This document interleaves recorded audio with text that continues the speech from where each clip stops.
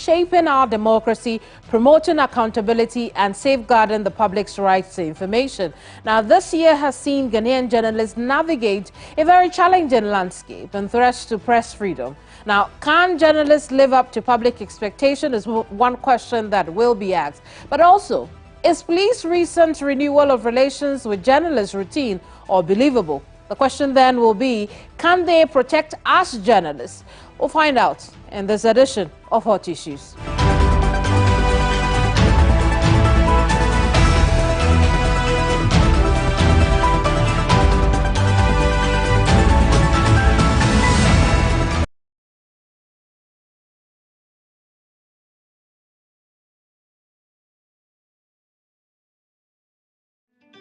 Mommy, I can't believe I swallowed the lies the MPP told us about John Mahama.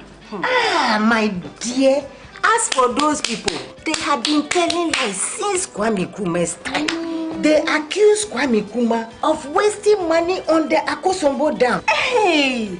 Mama, the MPP told Ghanaians that John Mahama owns hotels and ships in Dubai. Yet, they have been in power for 8 painful years and haven't been able to prove any of those lies. I'm not surprised though that John Mahama is still working a free man. Ah, Kuma. Even the journalists who were used to peddle these lies have come to apologize. Yet, these MPP people are still telling these same lies in 2024. Hey. What a bunch of wicked liars. You know, their own special prosecutor has come to clear John Mahama of the Airbus scandal, just like Shraj cleared him of the Ford bribe lie. John Mahama is squeaky clean. Now we know the truth, and the truth has set us free. Surely, as the Lord liveth, this time lies will not win. No way. Vote for change. Vote for John Mahama and the NDC. I am a Christian and I belong to the Assemblies of God Church. Ordinarily, building a house of God is something that we all do. I contributed monies in my local Assemblies of God branch to build our church, and it's created an environment for us to praise and worship our God. But I don't condone stealing in the name of God, and that is what has happened in the case of this National Cathedral. And we are sure that public funds were not going to be used for the National Cathedral. Unfortunately, we hear that 300 and something million has gone into it. Where did those payments go? Were they justified? Who did they go to? These are all things that we have to unravel. And I think that that is the first thing we do before we even decide what to do with that huge pit. And if people have, illegally and unlawfully taking the monies of the people of Ghana, they must be made to refund those monies. Vote John Dramani Mahama for president. Trustworthy, honest, and reliable. Vote for change. Choose the umbrella. Vote John Dramani Mahama and the NDC.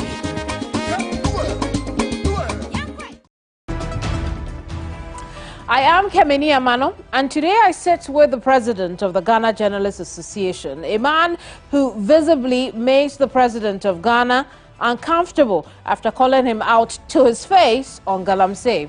He openly blacklisted MPs who have returned tail in hand to make amends. But will that be enough to ensure journalists can discharge their duties, our duties, as we head into the December elections? My guest is Albert Kwabena Jumfo. Thank you so much for joining us here on Hot Issues. Thank you, Kemeni. When you look at, media coverage of the elections right now, what would be your assessment?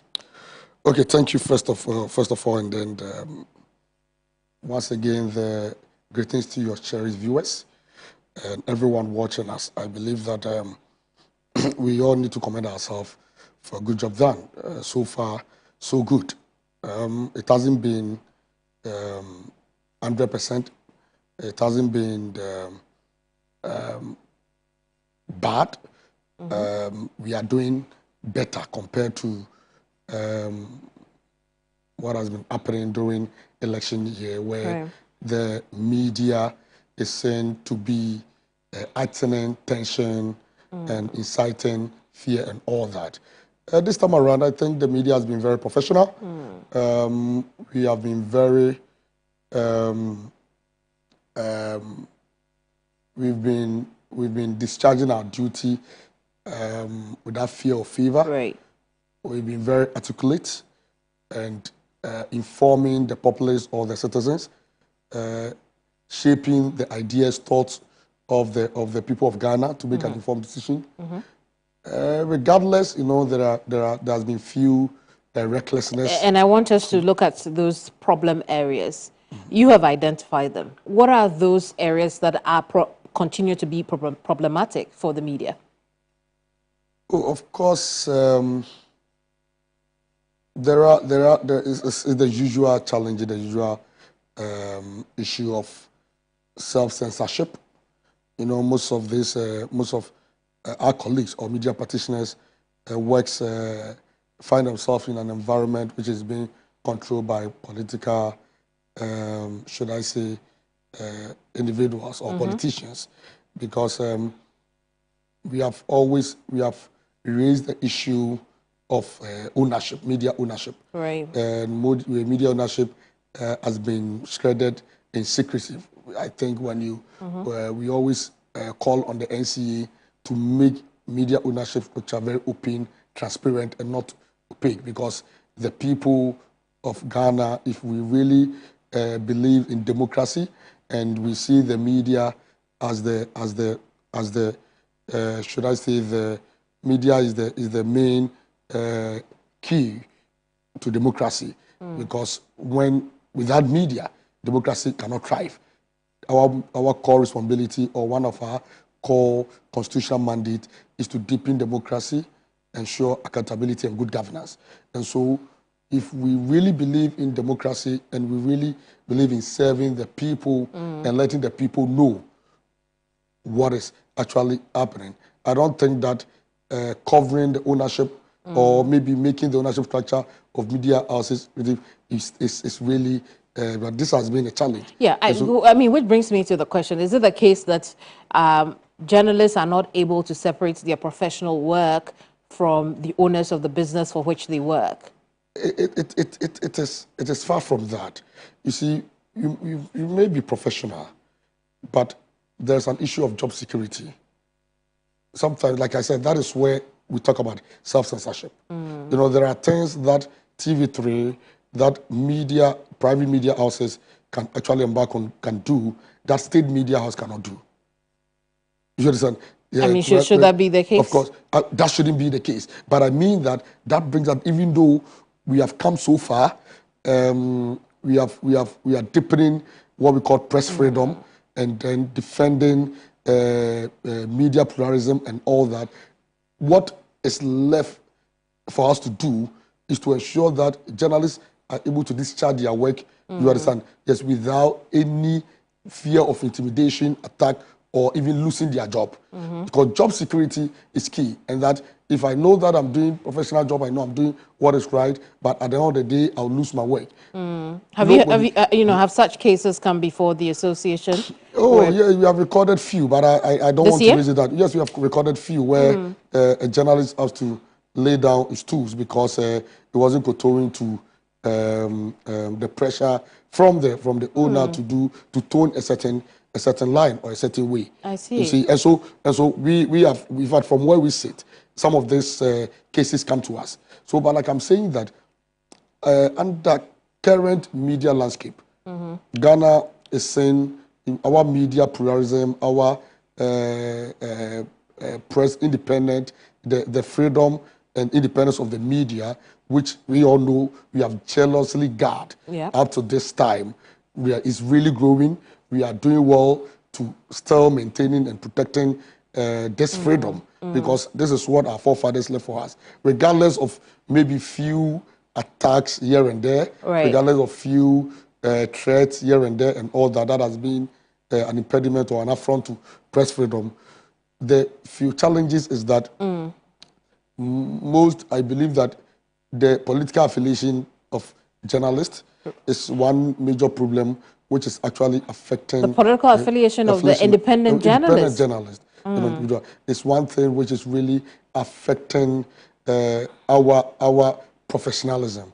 You know, because of course, if you are aligned, we all know that even in the Western world, in a Western country like US and all, we have CNN toning the line of Democrats. We have Force and other media houses toning a particular line. But then, in all that, just make sure that you are professional, even if you are aligned. Do you see that journalists in this country who have openly aligned to a particular political ideology or political party, you know, maintain their professionalism? Yes, some do. Like I said, some do. Because regardless of your political affiliation or alignment, you have the constitutional mandate to remain professional. You have in fact, even your personal conviction. You see, if the journalism is a core, it's a ministry. And for that matter, if you find yourself in it, it's like a referee, being a referee, and you are asked to go and officiate a football match that involves your country, another country, or a football match that involves your team, another team. At that time, on the field, you have to be professional, regardless of what it is. Right. We know we find ourselves where our commentators during football matches between Black Star and another country, when Black Star or Ghana Black Star scores, you can feel the excitement from their voice. But when it's the other way around, you see that even though they are saying the goal, but you can see that there is some kind of, you know, trembling. You can see the sorriness. You can see the, you know, the tone is down and all that. So even though you are discharging duty, emotionally, I know that emotionally you need to be able to control yourself. You need to be able to hold yourself up. You need to be able to make sure that you see yourself that we are the eyes, the ears, and the mouth of the people. So journalists are going to have to be emotionally intelligent in the coverage of the election. Yes, emotionally intelligent. We need to discharge our work dispassionately. We don't need to attach passion to it, because we like I said, the people look up to us. We are shaping the ideas. In fact, the decision of most Ghanaians depends on what we put out there. So Ghanaians are looking up to us to shape their decision making. I see. I mean, based on what you have said so far, election coverage is not only election day. Of course. It's already started. How would you score media coverage so far? I don't want to score, but I think that we've done exceedingly well. I'll give ourselves very good. Are we being emotionally intelligent, like you have? You know, like I said, of course, there has been some few recklessness. For me, we need to admit that, and that we haven't gotten it 100%. Should I say, we haven't gotten it perfect. In fact, there's instances where we have to come out and even call out some journalists who have actually acted in a way we feel that doesn't align with the ethics of the profession. So for me, like I'm saying, so far, considering the tension, considering the euphoria in the country, considering what is happening, I can tell you that 2 weeks to election, if the media had been so much reckless, we've been very unprofessional, we haven't discharged our duty as is expected of us, we would have been faced with with even more tension, or maybe a lot of chaos than what we are experiencing. The media has stood on our feet. We have discharged work, our mandate in a more professional way.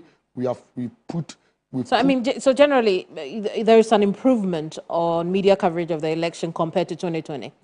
So much improvement. Okay. So much improvement. I see. And I believe that this time around you could feel that the media knows what they are about.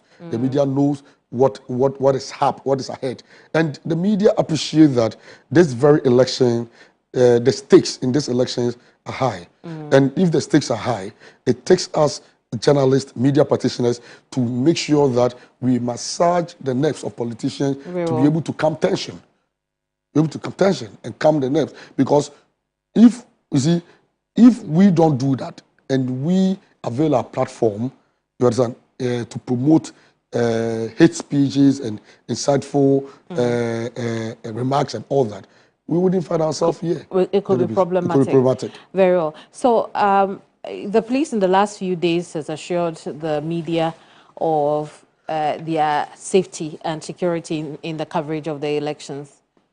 Are we safe in our coverage of the elections? I think that, first of all,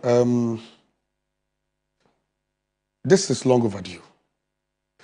In as much as I want to commend the police for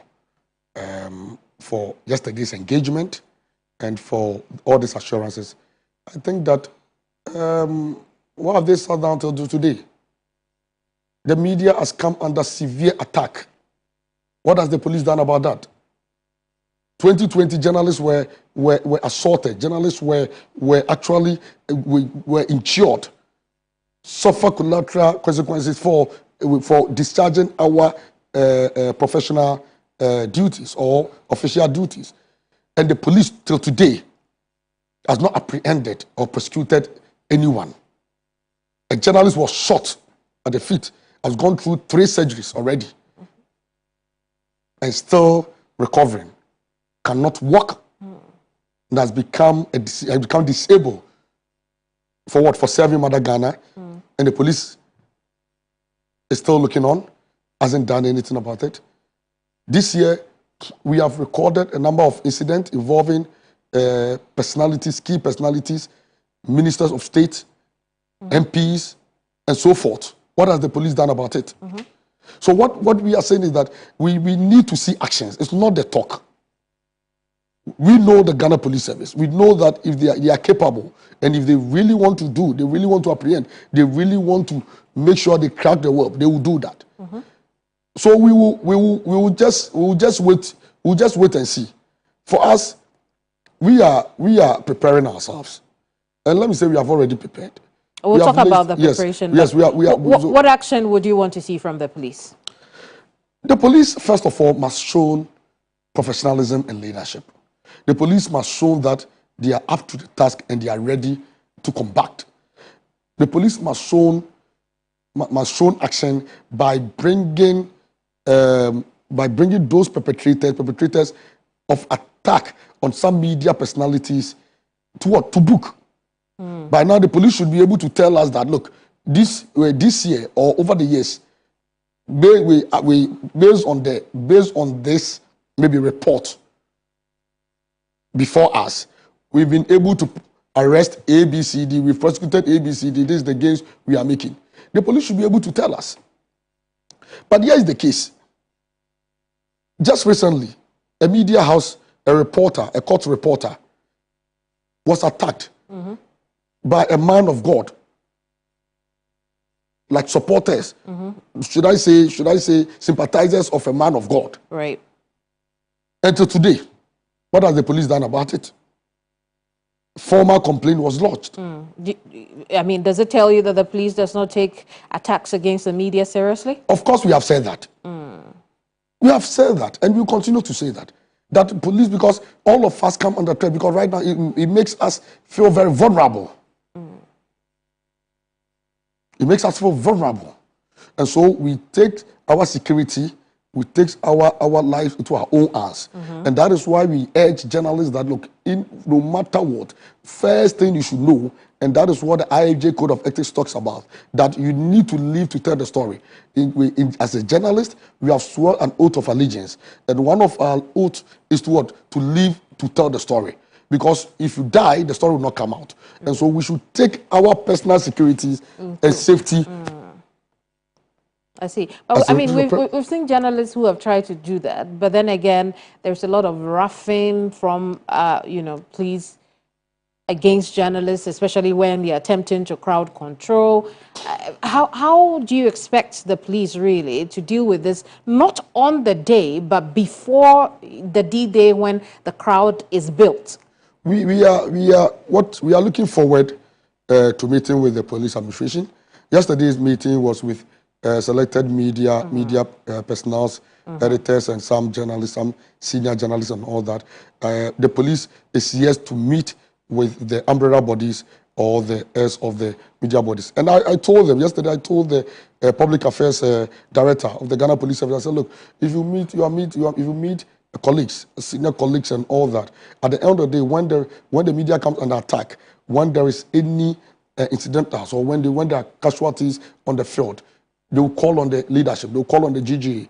They will call on the media umbrella bodies, media coalition. What are you doing? The GJ, the GIBA, the print pack, the new media, and all that. What are you doing? People, the pressure will come on us. You have not engaged us. You haven't met us. You haven't shared your should I say your plans, vision. How are you going to provide? How you are going to protect journalists? How are you are going to ensure a safety or an enabling environment for journalists to be able to discharge their work? You haven't shared with us. So you meeting editors, and so it's a one good step. But then it is important that you meet with the mother bodies. Let us know. Let's also share with you what we have. Let's share with you our statistics on attacks. Let's share with you the threat, some of the fears of our people. Let's share with you. And this is nationwide. We represent the nation. We don't represent Accra alone, because most of these attacks come from the regions. And so this is something we want the police to walk the talk. We want to see the police rising up to the task and making sure that regardless of whoever is involved, whether the person is a political dog, whether the person is really a statesman, whether the person belongs to any group, whoever, some people feel untouchable. Some people feel that they are above the rule of law. What can the police do to instill that kind of... In such a circumstance. To instill that kind of confidence in the media? What can the police do for us to know that, yes, we are really in safe hands, as they claim? Fair questions you're asking of the police, but I can tell you one of the things that they plan to do is to have liaison officers who can bridge the communication between media houses and the police. Your thoughts on that? Liaison officers to do what? To bridge communication between media houses and the police. So that way there is somebody in the center who is exchanging, being a medium of communication between the police and that will ensure the safety of journalists? Well, I'm asking what you think. No, you're also a media person. You're also a journalist. Would that ensure the safety of journalists they are talking about? Do you think it would? No. We are having a conversation. And as a member, I want to tell me that if you say they are doing this, first of all, for me, I think that I am not here to contest the police measures, whatever measures they want to put in place. And I'm not here to say that whether their measures will work or will not work. Like I said, we are here to meet with them. They are here to share. Maybe there might be more to what we are talking about. No, but what I'm asking is, is a liaison person, officer, whatever they want to call it, significant to us at this time? My concern is the safety of journalists. My concern. So a liaison is not what we need. I have not said that. My concern now, my priority, utmost priority, as the president of the GGA, is to ensure that all journalists go to the polls and come back without any casualty. We have to ensure that journalists are able to discharge their work in a free, safe environment without confronting any occupational hazard. Journalists are able to go out there and pick their report, cover their news, inform, educate the public before, during, and after the election without recording any action. This is where I'm coming from. Whatever liaison officer, whatever measure they put in place, being it assigning liaison officer to media houses and all that, I don't know how can ensure the safety and security of journalists. But if it does, then we buy into it. But I don't know how that can ensure it, if you ask me. But if they think that, well, I mean, you don't know, because having enhancing communication between the police and the media via a liaison officer will not protect us. We have always spoken about the police. The police relation with the media, especially their public relation. You remember that just recently, I think starting from last year, we started being bombarded. We started getting calls and petitions from media houses raising issues and concerns about the police PR. Should I say yes? Because even from the regions, that now everything has been centralized. Now our regional correspondent, regional chairs, regional journalists in the regions can no longer get information on issues pertaining to the region in terms of criminal issues or issues of concerns and all that. You go to the regional head office or regional headquarters of the Ghana Police Service, or maybe other police service, police offices, like let me see, district or divisional offices, and they will tell you that you have to call national. And so, information dissemination was really ineffective. Very problematic. Very problematic. It wasn't flowing. It was not flowing effective. And for that matter, the police, what they are trying to do now is to resolve that let me say flow, information flow, by so doing, assigning. Well, perhaps a little too late. If that is the thinking behind having a liaison. Yeah. A little too late, isn't it? Yeah, for me, like I said, I need better and further explanation on this liaison officer thing. But if you ask me, if it is to ensure that there's maybe free flow of information or communication, or the media will fall, there's someone the media can fall on in terms of information, or maybe in terms we need the police to speak on an issue and so forth, then that means that is one good step. But in this or during this period, critically, as a leader, what I am looking at for my members is the safety and security. I mean, my members should be able, because look, sometimes we don't sleep. You'll be there and the calls come in late in the night. Mr. President, you have attacked so and so. Mr. President, they said you have done this. How many cases have you recorded? In fact, I don't have the statistics from you. You are talking about this year? Yes, this year. In fact, this year, I think the last time, when we issued the statement, we had recorded, I think between 13, 15 cases. But is that an improvement or, or a decline?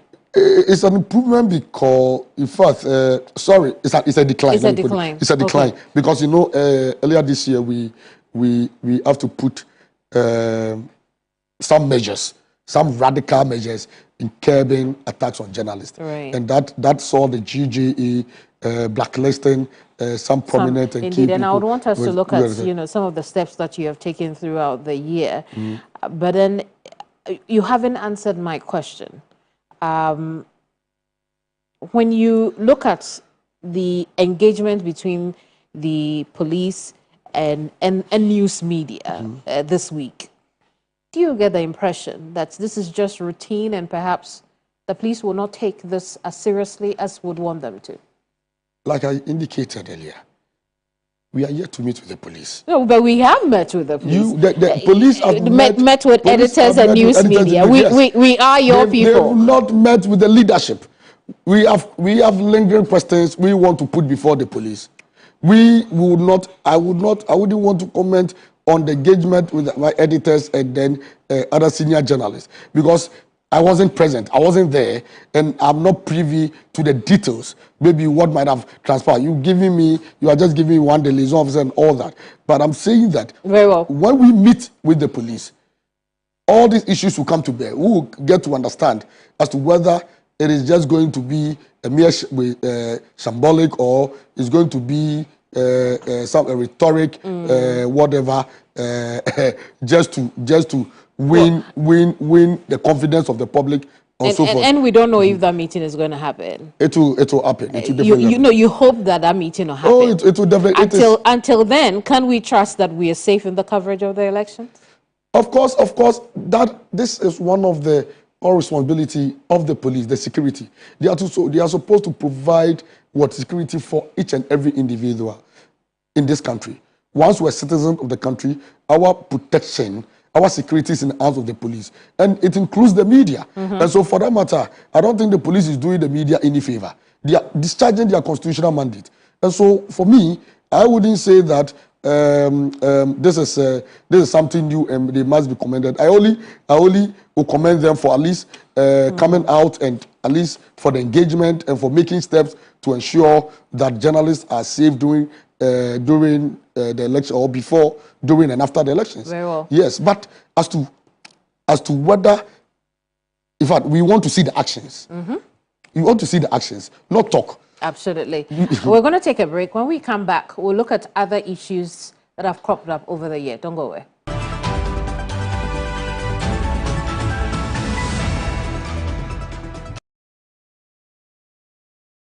Imagine a Ghana where your dreams are not defined by the tribe you're from, and your job is not decided by the party you support, but by the strength of our nation and the promise it holds. A Ghana where opportunity is equally based on every faith, every region, every district and every constituency, where true unity exists and diversity is our power. A Ghana where all 16 regions are activated with industries, development and purpose to yield economic prosperity, and picture leadership that is not bound by party rules, but by the needs of the people. A government that is decided by the voice of the people. This is the vision of Nana Kwame Bediako and the New Force. We stand for everyone, for the youth, the women, men and the elderly. So when you step into that polling booth on December 7th, vote for Nana Kwame Bediako, number 12 on the ballot, with the 12 pillars under the apostolic governance, the 12 ministries, New Force, and Nida Swaba.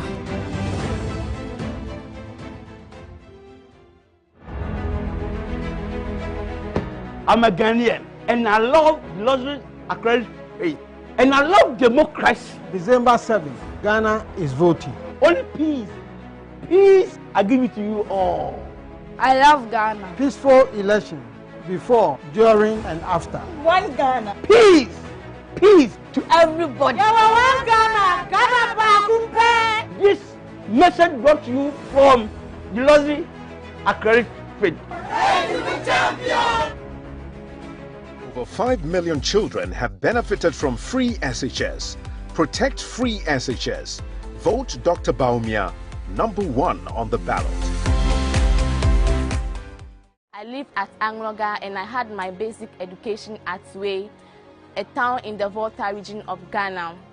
When I was at JHS, it wasn't easy for me when it comes to my financial aspect because my mom is a seamstress and as well as a trader, and my dad engages in farming activities. But God being so good, the government of Ghana brought up this free SHS policy. So I'm so happy that the government have brought up this policy that is making me also to have access to secondary education. One day I would like to become like the Vice President of the Republic of Ghana, Dr. Mahamadou Baumia. That is, I want to become an economist. He is my role model because I believe he has been one of the best economists ever in the world. Protect free SHS. Vote Dr. Baumia, number 1 on the ballot.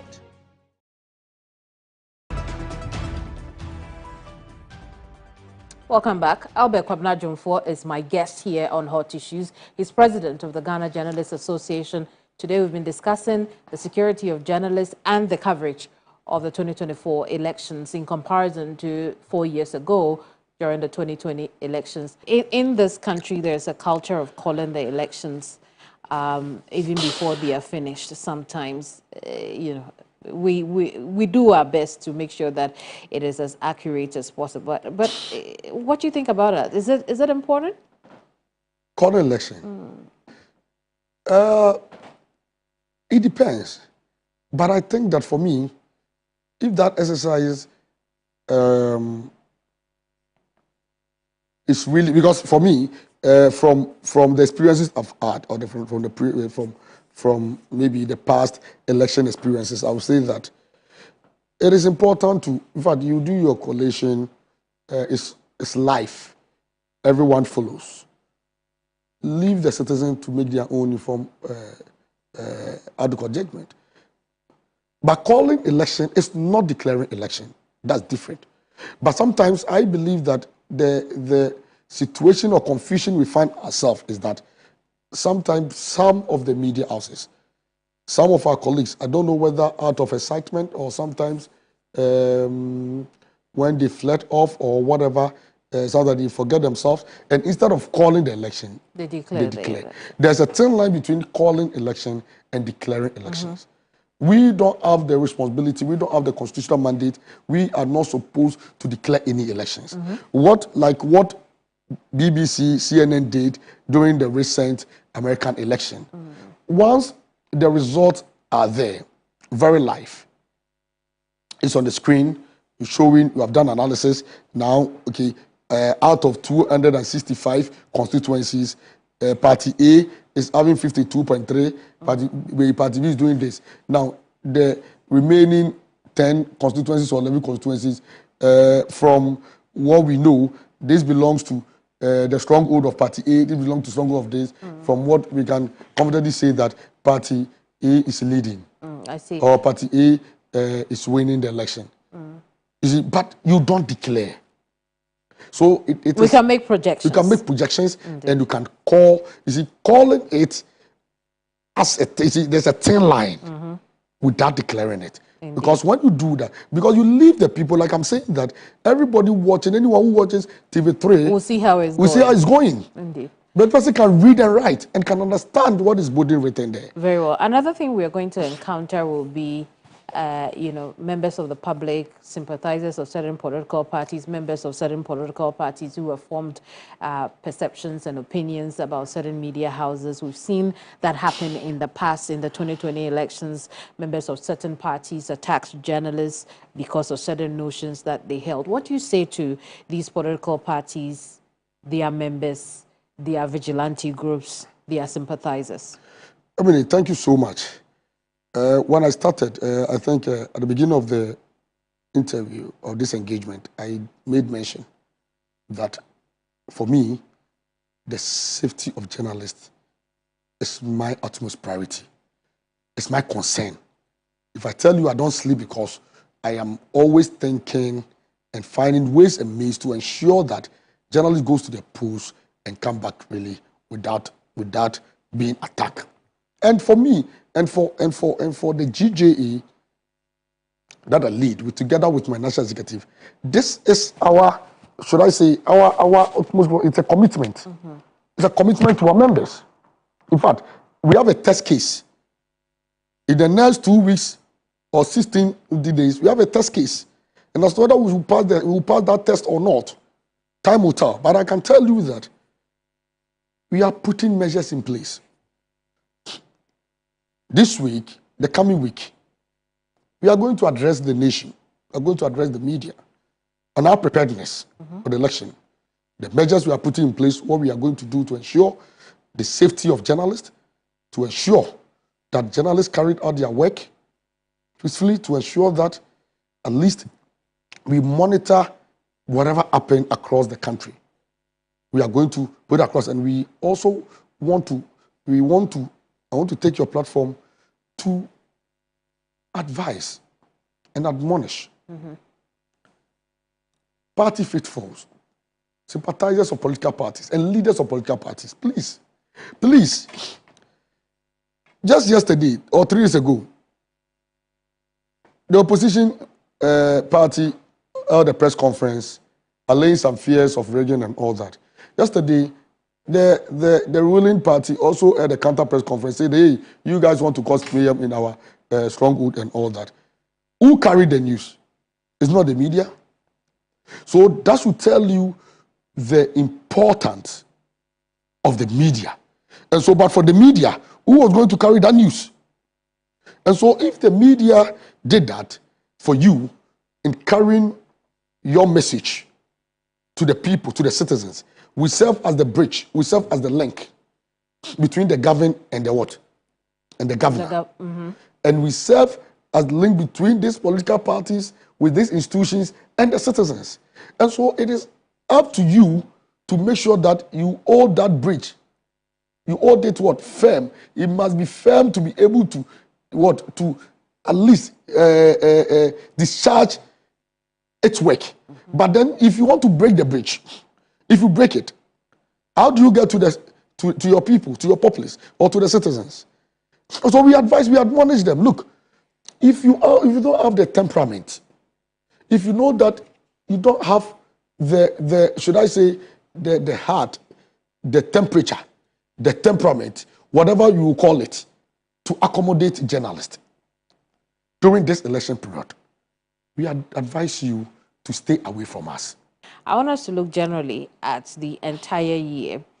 Journalists in this country have come under attack despite our improvement in the World Press Freedom Index. Yeah. Obviously a good thing, but are we free in this country after we have done our job?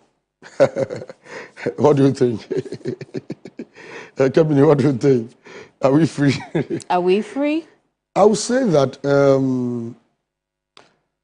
to the large extent, I'll say that, yes, we are free. Ghana is saying to be one of the freely independent media environment. In fact, when you go to the African International, when you meet at the international stage, they see Ghana. In fact, most people look up to Ghana because they know that for Ghana, considering where we are coming from and the history behind our independence, and we all know what our first president, Dr. Kwame Nkrumah, did. In fact, he was actually the initiator of this GJA. In fact, Kwame Nkrumah established the GJA, you understand, yes, as African Press Association, APA. And so, when understanding what we call media freedom, Ghana is on top. But then, as to whether our deeds depict how they see us in international community is another thing. But I can tell you. But I mean, what do you think? Do our deeds show that? Oh, I think that at a point we're declining. We're losing guard. At a point, journalists came under intense pressure and threat.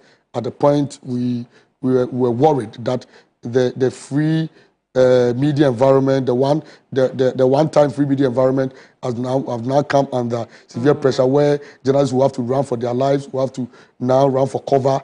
Journalists will now discharge their work. You will finish, you do your story, and then you have to be now find a way to now protect yourself. You understand? Then from attack and all that. This, I mean, could that be the reason for the improvement? The journalists now are self-censoring in this country. We not. I believe that the self-censorship. I would say that for now, most journalists, regardless of where they find themselves or where they're operating, are really discharging their professional work, regardless of the political affiliation, or regardless of the should I say, the interest of that media house or station. But as indicated earlier, there are still few media houses who have actually placed journalists under self-censorship. And that one does not come through communication. But you yourself, you know the chair you are sitting on. You know that this platform is owned by somebody of interest. And the person say that, okay, this is my direction. This is where I want you to. You understand? This is where I want you to focus. Now, what would you do? Would you hand over your pens and your microphone? Will you lay down your tools and walk out, or you sit in because you want to survive? This is the self-censorship we are talking about. Right. Gone were the days where the state media was under self-censorship in terms of editorial, what might be heard and what might not be heard. But now, state media is operating under no self-censorship or fear. They take their own decision. The only thing is that there are certain hard news, there are certain, should I say, real-time news or some factual investigation or exposés that can be done by Media General or TV3 that you will not get at the media, also should I say, somewhere else, or maybe especially the state-owned media, towing the same line. And you know, I'm happy you brought up the issue of exposés, because there are also those who believe that, well, you're free to do your job, but whether or not you're free after you have done your job is also a different issue. And we have seen it a lot this year, haven't we? That is what I'm talking about. That's why I indicated that the one free environment has now been No, I mean, I want us to focus on this year, because this is an election year. Yes. And you know, things could be a bit more tense. I think that in recent past we have encountered few of these things that at least after doing your job you have to run for cover, and we have received a lot of calls in that regard. But for me, I think this year there has been improvement. An improvement on the last election year. You understand? Okay. And even an improvement on the previous years where journalists have to run and all that. I think this year I can say that the environment has been a bit conducive running, even though there are still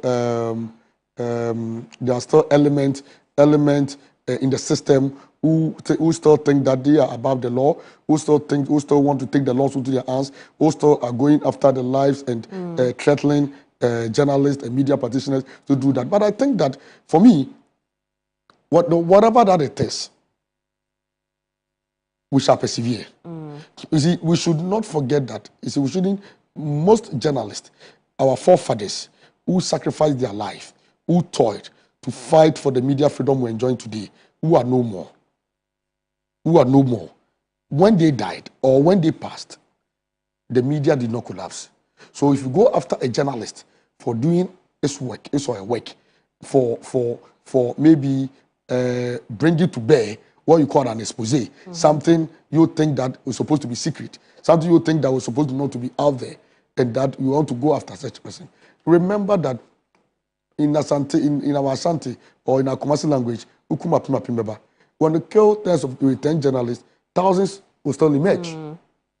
When they kill one journalist, 1,000 journalists will emerge. And so what I'm trying to tell them, or what the information I want to put across is that we shouldn't think that we taking the life of a journalist will end what we call, will stop journalists from discharging our duty.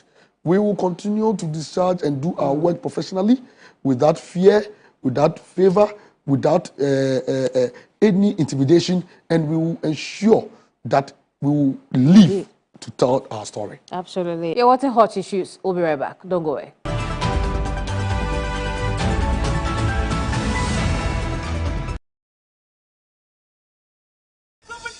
Just look for the umbrella.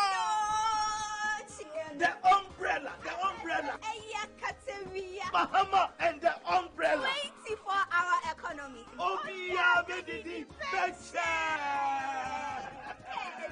December 7th. I can't wait. Oh, meet me, Shay. As for me, meet Tima Kusimama. Hey, landlord. What the rent lover? And yes, I'm mistaken. You know, ballot paper number 1.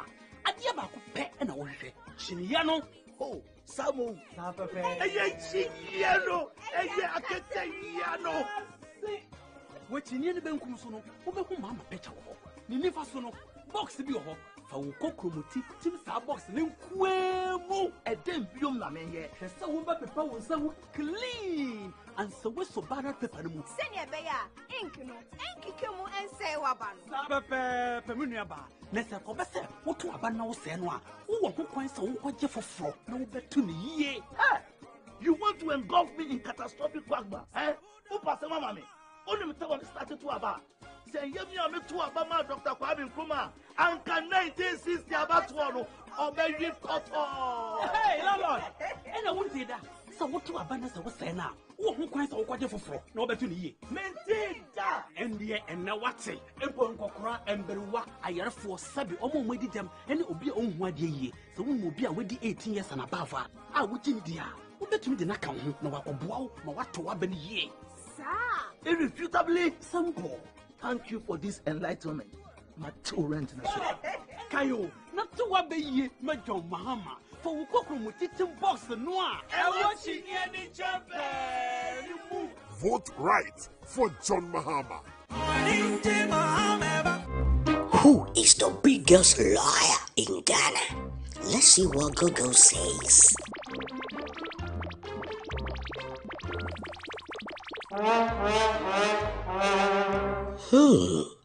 It looks like Dr. Baumia. Yes, it's him. In the northern part of our country where you come from, and Amono, can you beat your chest and say, yeah, this signature project in the north? I think the most important project here in the north since independence, a Pualugu Dam project. Okay. Is the biggest investment. We're here as a signature project, and in Ebeda #1, so there's no doubt about that. A few moments later, I have no doubt in my mind, and I was championing the Pualugu Dam We have not yet been able to do it, but by the grace of God, I believe we are going to do the Poalugu Dam. It has to be done. Hey, no more lies. Enough is enough. Ghana deserves better. Let's bring back someone who delivers. Vote John Dramani Mahama for president. Trustworthy, honest, and reliable. Vote for change. Choose the umbrella. Vote John Dramani Mahama and the NDC. The NDC and the MPP are not the same. They are the same. Massa, they are not the same. They are the same. Nilante, tell us why you think they are not the same. Because me, dear, I don't see any difference between the two parties. Yaba, one, under John Mahama, every penny borrowed was used for productive investment like the Terminal 3, Accra Digital Center, KJTR Market, Circle Dubai Interchange, just to mention a few. But these Osmo people borrow money, throw kenke and wache parties, use the money to bath in the sky, and construct the most expensive swimming pool in the world in the name of a national cathedral. Tell me, is God a swimmer?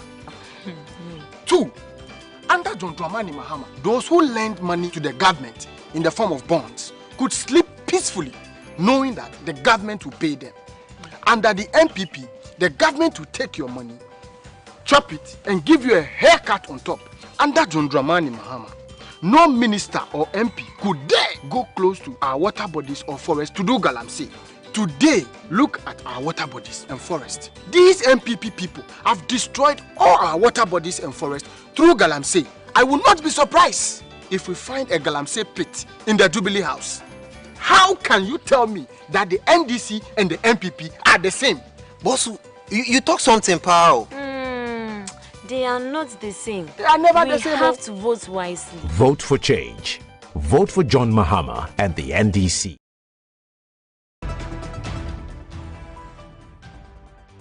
Welcome back. This is still Hot Issues, and my guest in this episode is Albert Kwabena Jumfo. He's president of the Ghana Journalists Association.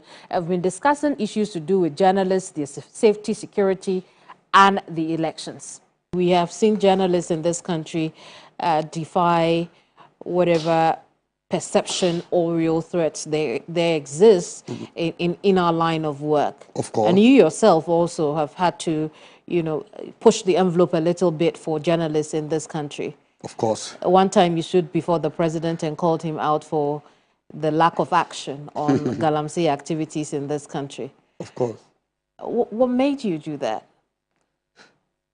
I'm serving a constituent. I believe that our position as the fourth estate of the realm has not been given much prominence in the last the last 20 years under the Fourth Republic. And we believe that it is high time we take that position. At that time, we are recognized as the fourth estate. Because if you are fourth estate, it means that we are part of national development. In fact, when we read the Constitution and the mandate enshrined in the Constitution, our mandate as journalists, one, we are to be the watchdogs or the gatekeepers of the people's right. We are to give the watchdogs of the people's right. What right do we have? What are the rights enshrined in the Constitution? We have the civic right, we have the human right. So if you are a journalist and you cannot protect the civic and human right of the citizen, then it means that you have to lay down your tools. And as the mouthpiece or the principal spokespersons of the media, we represent the ears, the eyes, the mouth of the people. If I'm unable to bring to bear things confronting the citizen, things that has become a topical issue, which everybody is going to look. Some of us, we live in the Galamsey environment. In fact, where I come from Takwa area.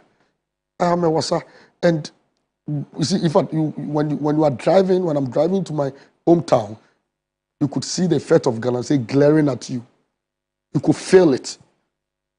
It is not far from me. You could feel it. It glares at you. And you could see that this is how some greedy personalities or people, I don't want to say unemployed youth, are causing the damage we are causing to our land. And all of us, we owe it, at least we owe it that responsibility, a godly responsibility, to make sure that we fight to safeguard our land and environment. And so whatever I did was for a just cause. Was a just cause. Yeah. What did the president whisper to you when you sat down? I haven't spoken about that. That remains. You know, everybody, people will be calling me, Mr. President. So what happened? What transpired? What did the president say? At the right time, I will tell Ghana what the president said. When will the right time be? Oh, when very soon. No longer in office. Oh, very soon. Oh, very soon. But I think, you see, are you self-censoring? Oh, nobody. You see, if I'm fighting for you and I'm self-censoring, I cannot even be here. I have what I always tell people, that that responsibility or that burden entrusted my hands as the leader and the president of the fourth estate or of the media in this country. It's not, I didn't take it on a silver platter. You've imposed a lot of confidence and trust in me to lead a charge. And for that matter, the only person we fear is the Creator, God. Nobody can place us under self-censorship. So what did the president tell you? What the president says remains a secret. I'll say it at the right time. He didn't look like he was happy. But I want to tell all that what they are thinking, that what many people were reading as slaves and all that. No. President, I wouldn't say he was happy or wasn't happy. He was only making, in fact, a comment on one of the things I said. You understand? Yes. He was telling me, he was making a comment, but it wasn't in that distasteful manner. I can tell you all. It wasn't in that distasteful manner. It was just he reacted to one of the things I said. He never reacted to my speech, to my address. He didn't sound offensive. He wasn't confrontational. It's like you say something, and then you saying something, then I'll come in and tell you that.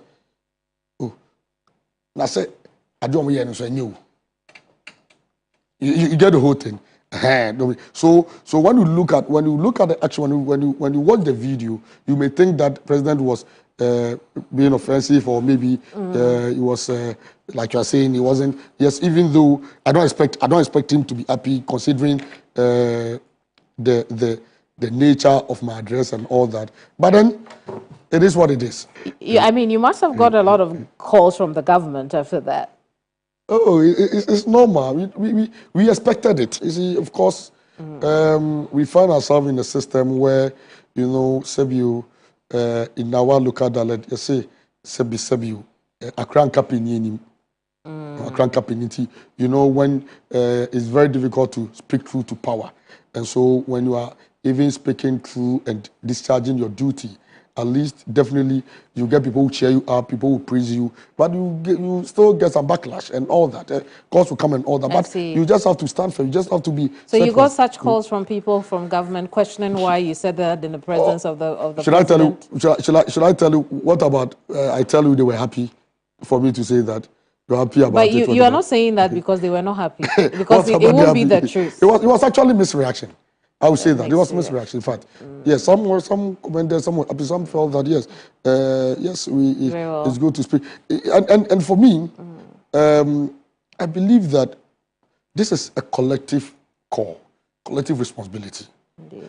Galamsey has become a canker. The menace, the effect. Kamini, we are not seeing it today. Like I said, we are not seeing today.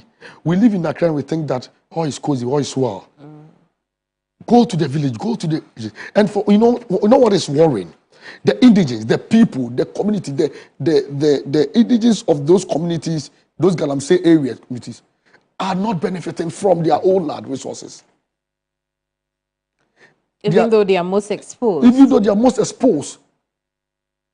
They are destroying their water bodies, we're destroying their farmlands, destroying everything. Right. But they are not direct beneficiaries. You know, anytime we bring up the issue of Galamsey, There are some politicians who have put blame, and in fact, some people in the chain of the discourse who have put the blame on the doorstep of the media. Has the media not done enough in putting the spotlight on Galamsey? We have done more than enough, to the extent that even some of our colleagues have come under severe threats. Some of our colleagues have come under severe threats. And so for me, what hasn't the media done? The only thing I would say that the media went to sleep at a point. When I believe that, after the president has given his word to the state, somewhere 2017, 2018, and then this Operation Hot, is that Operation Hot? Stop Galamsey. Stop Galamsey was actually formed or came into existence and all that. And the media went to sleep, especially, I think, after 2020. We went to sleep. Because I believe that if we have constantly been following up and be bringing real-time updates, real-time information from this Galamsey impunity, I think maybe we would have gotten somewhere. Indeed. Thank you for coming. You're welcome. God bless you. Albert Jumfor is president of the Ghana Journalists Association. We've been talking about the safety and security of journalists and the coverage of the elections itself. I am Kemeni Amana. I'll see you same time next week. This is Hot Issues.